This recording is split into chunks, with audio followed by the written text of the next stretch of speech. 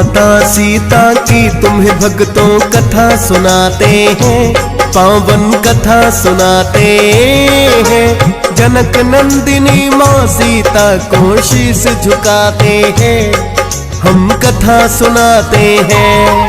हम माता सीता की तुम्हें भक्तों कथा सुनाते हैं, पावन कथा सुनाते हैं। जनक नंदिनी माँ सीता को शीश झुकाते हैं, हम कथा सुनाते हैं। माँ सीता का कर ध्यान, श्री राम देंगे वरदान। माँ सीता का कर ध्यान, श्री राम देंगे वरदान। प्रिय भक्तजनों, आज हम सीता नवमी के अवसर पर आपको सीता नवमी की पौराणिक व्रत कथा सुनाएंगे।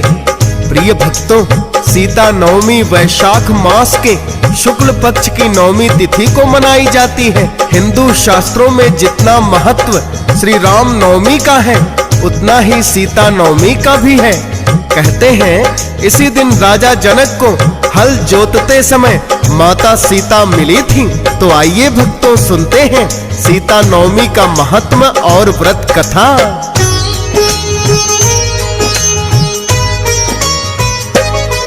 वैशाख मास के शुक्ल पक्ष की नवमी का दिन था। राजा जनक ने स्वयं ही जाकर खेतों में हल जोता। उनके हल की नोक से सहसा कुछ टकराया है। राजा जनक ने देखा तो एक मटका पाया है। उस मटके के भीतर मिली उन्हें एक अद्भुत कन्या। राजा जनक उनको अपनी पुत्री है मान लिया। हल की नोक को भक्तों सीता बोला जाता है। सीता नाम तभी इस कन्या का पड़ ही जाता है। पुत्री प्राप्त हुई जनक तो फूले ना ही समाते हैं, पावन कथा सुनाते हैं। जनक नंदिनी माँ सीता को शीश झुकाते हैं, हम कथा सुनाते हैं। माँ सीता का कर ध्यान, श्री राम देंगे वरदान। माँ सीता का कर ध्यान, श्री राम देंगे वरदान। प्रिय भक्तजनों, पुराणों में वर्णन मिलता है कि वैशाख मास के शुक्ल पक्ष की नवमी के दिन राजा जनक घोर अकाल पड़ने के कारण स्वयं ही हल जोत रहे थे। तब उन्हें माता सीता प्राप्त हुई थी। इसलिए वैशाख शुक्ल नवमी तिथि को माता का प्राकट्य दिवस मनाया जाता है। इस दिन व्रत को रखना एवं माता सीता और भगवान श्री राम की पूजा करने से अमोघ फल की प्राप्ति होती है। आइए जानते हैं सीता नवमी को होने वाली विशेष पूजा विधि।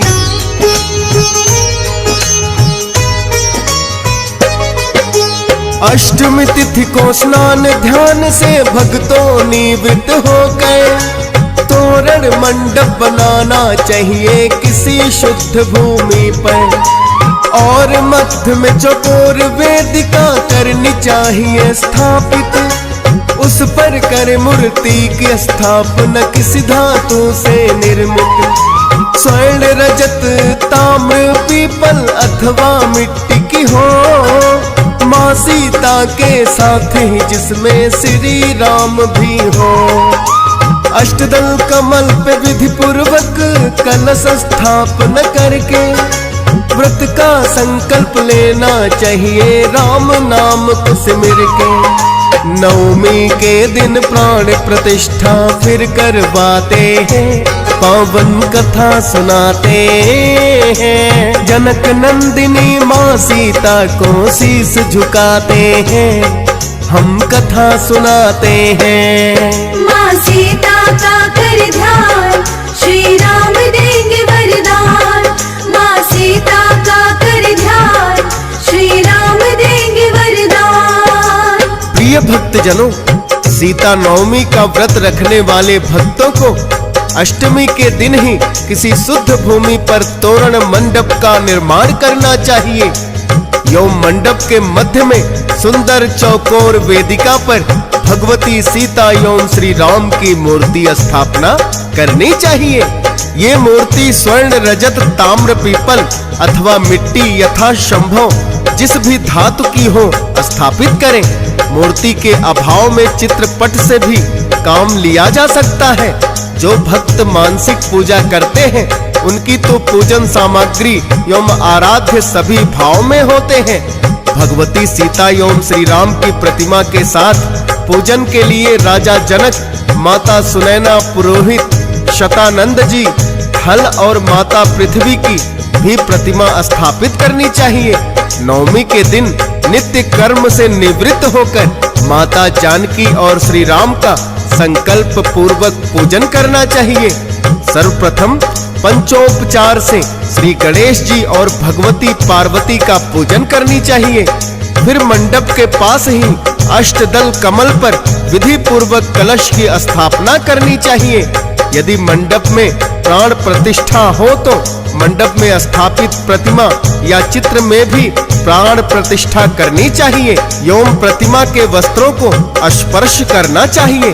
भगवती सीता का श्लोक के अनुसार ध्यान करना चाहिए। आज के दिन माता सीता का पूजन करने से सर्वश्रेष्ठ लाभ प्राप्त होता है।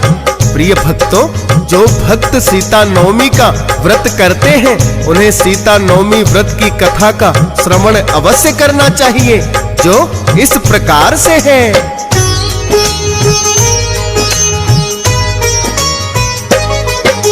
क्षेत्र मारवाड़ के एक नगर में देवदत्त एक ब्राह्मण वेदों का ज्ञाता था और वो बड़ा ही धर्म परायण। शोभन नाम की पत्नी उसकी बड़ी ही रूपवती, अपने रूप और यौवन पर जो अभिमान बड़ा करती। भिक्षाटन लिए ब्राह्मण जब भी बाहर है जाता, पुरुष मित्र उस ब्राह्मणी का कोई मिलने आता। कुसंगत में फंसकर हो गई व्यभिचार में प्रवृत्त है, पर पत्नी के कुकर्मों को ना जानता देवदत्त है।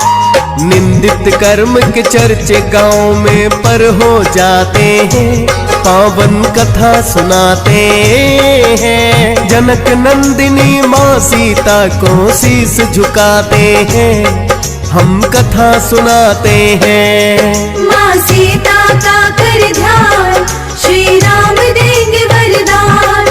माँ सीता का कर ध्यान, श्री राम देंगे वरदान। प्रिय भक्त जनों, देवदत्त नामक ब्राह्मण की पत्नी बड़ी ही रूपवती थी और देवदत्त साधारण रहता था। जब भी देवदत्त भिक्षा मांगने के लिए किसी दूसरे गांव में जाता तो उसकी पत्नी ने किसी अन्य पुरुष को मित्र बना लिया एवं उसके साथ व्यभिचार में लिप्त हो गई। देवदत्त को तो इस बात की खबर नहीं हुई, किंतु गांव वाले उसके इस निंदित कर्म की खूब चर्चाएं करते। गांव बहुत छोटा सा था और लगभग सभी झोपड़ियों में रहते थे। एक दिन जब देवदत्त भिक्षा मांगने दूसरे गांव में गया हुआ था तो उस ब्राह्मणी ने अपने पुरुष मित्र से कहा, यदि हमारी मित्रता की खबर मेरे पति तक पहुंच गई तो बहुत बुरा होगा। हमारी मित्रता के बारे में सभी गांव के लोग जान गए हैं, अतः इनका मुंह बंद करने के लिए कुछ ना कुछ करना जरूर होगा।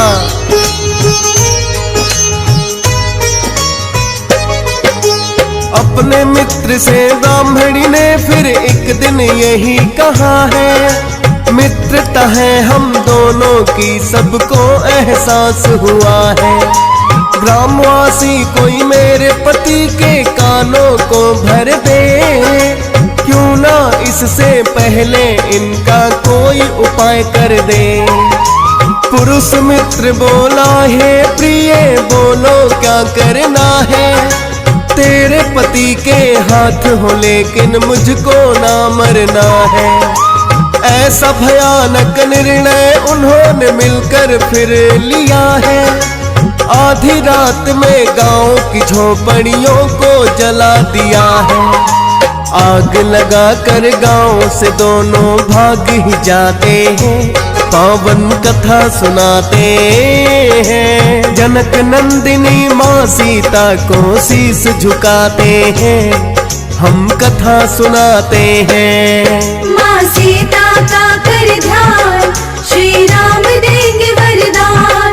माँ सीता का कर ध्यान, श्री राम देंगे वरदान। प्रिय भक्तजनों, ब्राह्मणी और उसका मित्र गांव की सभी झोपड़ियों में आग लगाकर गांव से कहीं दूर भाग गए। आग लगने से झोपड़ियों में रहने वाले सभी लोग जलकर मर गए। जब देवदत्त आया तो अपनी पत्नी के इस कृत्य से बहुत दुखी हुआ और सन्यासी हो गया, और उसकी पत्नी अपने पुरुष मित्र के साथ व्यभिचार में लिप्त रहते हुए अंत में मृत्यु को प्राप्त हुई। उसे अपने कर्मों का फल तो भोगना ही था, अतः उसका अगला जन्म चांडाल के घर में हुआ और वो चांडालनी बनी तथा उसे भीषण कुष्ठ रोग हो गया। वह नेत्रहीन भी हो गई।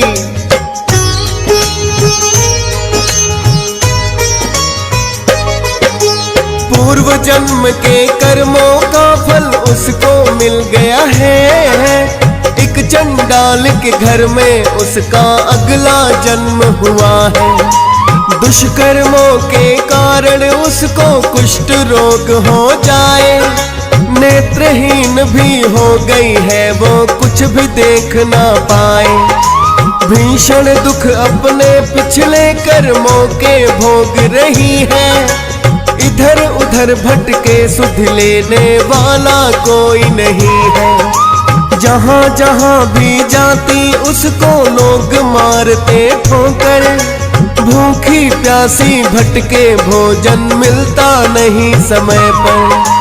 दुष्कर्मों के फल उसके सब आगे आते हैं, पावन कथा सुनाते हैं। जनक नंदिनी माँ सीता को शीस झुकाते हैं, हम कथा सुनाते हैं। माँ सीता का कर ध्यान, श्री राम देंगे वरदान। माँ सीता का कर ध्यान, श्री राम देंगे वरदान। प्रिय भक्तजनों, उस चांडालनी को सभी घृणा की नजर से देखते और कुष्ठ रोग होने के कारण कोई उसके निकट न जाता। एक बार दैव योग से भटकती हुई वो कौशलपुर पहुंच गई। संयोगवश उस दिन वैशाख मास शुक्ल पक्ष की नवमी तिथि थी, जो समस्त पापों का नाश करने में समर्थ है। सीता नवमी के पावन उत्सव पर भूख प्यास से व्याकुल वो दुखी होकर वहां उपस्थित लोगों से प्रार्थना करने लगी, हे सज्जनों, मुझ पर कृपा करके कुछ भोजन सामग्री प्रदान करो, मैं भूख से मर रही हूँ। ऐसा कहते हुए वह श्री कनक भवन के सामने बने 1000 पुष्प मंडित स्तंभों से गुजरती हुई कनक भवन में प्रवेश कर गई और उसने पुनः पुकार लगाई, भैया कोई तो मेरी मदद करो, मुझे कुछ भोजन दे दो।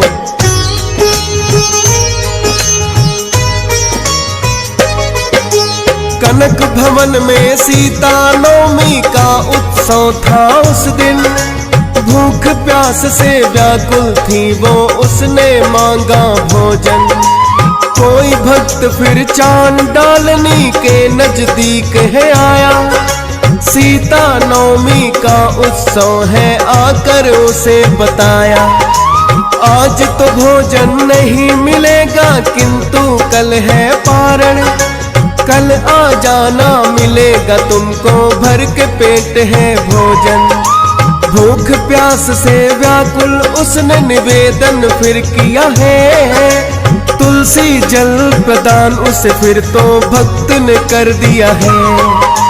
तुलसी जल पीते ही प्राण पूरे हो जाते हैं, पावन कथा सुनाते हैं। जनक नंदिनी माँ सीता को शीस झुकाते हैं, हम कथा सुनाते हैं। माँ सीता का कर ध्यान, श्री राम देंगे वरदान। माँ सीता का कर ध्यान, श्री राम देंगे वरदान। प्रिय भक्तजनों, कौशलपुर के कनक भवन आकर उसने जब भोजन मांगा तो भक्तों ने उसे बताया, आज सीता नवमी है, आज भोजन में अन्न देने वाले को पाप लगता है, इसलिए आज तो अन्न नहीं मिलेगा, कल पारण है, तुम कल आ जाना, तुम्हें ठाकुर जी का प्रसाद भरपेट मिलेगा। किंतु कई दिनों से भूखी प्यासी होने के कारण वह बार बार भोजन के लिए प्रार्थना कर रही थी। तो एक भक्त को उस पर दया आ गई और उसे तुलसी जल प्रदान कर दिया।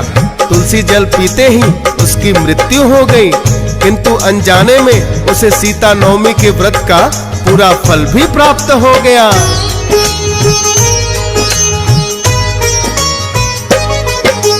अनजाने में हुआ व्रत उससे सीता नवमी का, प्रसन्न हो गई जिसके कारण उन पर माता सीता।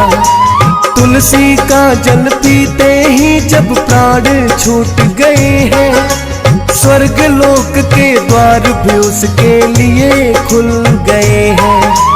चांडालिनी के ऊपर भी माता ने कृपा की है, व्रत करने से क्षमा कर दिए उसके पाप सभी हैं।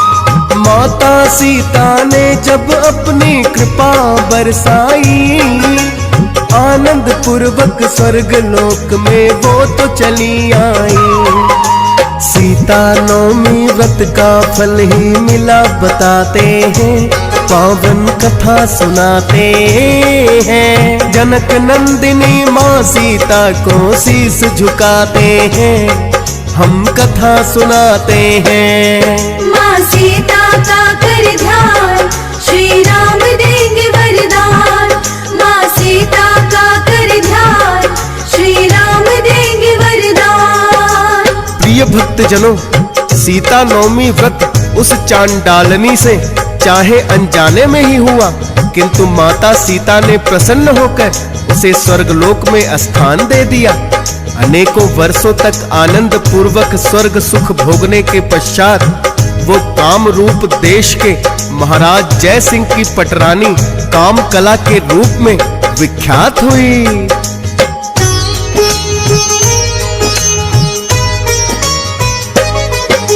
राजकुमारी बनकर के वो अगले जन्म में आई, काम रूप के महाराजा के संग गई फिर ब्याही। काम कला के नाम से फिर वो हुई बड़ी विख्यात, धर्म कार्य है किए अनेकों मिल राजा के साथ। अनेकों ही देवालय अपने नगर में बनवाए, किया निर्माण सरोवरों का और कुएं खुदवाए। जानकी और रघुनाथ के मंदिरों का भी किया निर्माण, ब्राह्मण और निर्धनों को भी तो खूब दिया है दान। बड़ी दयालु महारानी सब शीश झुकाते हैं, पावन कथा सुनाते हैं। जनक नंदिनी माँ सीता को शीश झुकाते हैं, हम कथा सुनाते हैं। माँ सीता का कर ध्यान, श्री राम देंगे वरदान। माँ सीता का कर ध्यान, श्री राम देंगे वरदान। प्रिय भक्तजनों, ये है सीता नवमी व्रत की पौराणिक कथा। व्रत करने वाले भक्तों को ये कथा अवश्य सुननी चाहिए। यदि व्रत न किया हो तब भी कथा को सुनना परम कल्याणकारी माना जाता है। प्रिय भक्तों, इस कथा से प्रमाणित होता है कि सीता नवमी का व्रत कितना कल्याणकारी है। एक व्रत के कारण ही एक चांडालनी को स्वर्ग लोक की प्राप्ति हुई, तत्पश्चात वो महारानी बनी। ऐसा कल्याणकारी है माता सीता नवमी का व्रत कथा।